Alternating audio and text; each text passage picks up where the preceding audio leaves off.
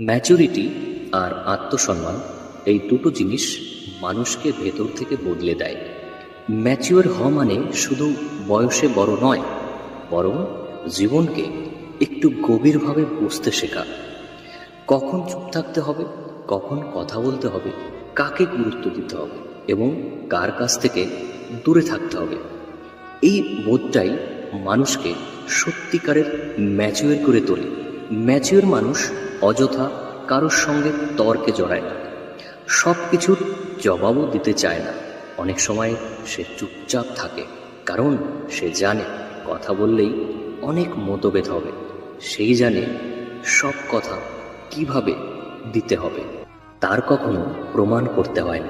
কিছু নীরবতা অনেক সময় বড় উত্তর হয়ে দাঁড়ায়। আর আত্মসম্মান হলো নিজের প্রতি নিজের সম্মান।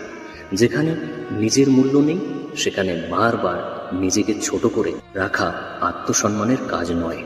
যে মানুষ নিজের আত্মসম্মানকে গুরুত্ব দেয়, সে কখনো কাউকে ছোট করে না, আর কাউকে নিজের সম্মান নষ্ট করতে দেয়ও না।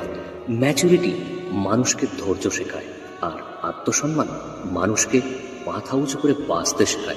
জীবনে সব কিছু হারিয়ে গেলেও যদি এই দুটো জিনিস নিজের ভেতরে থাকে, তাহলে মানুষ কখনো সত্যিকার অর্থে হেরে যায় না।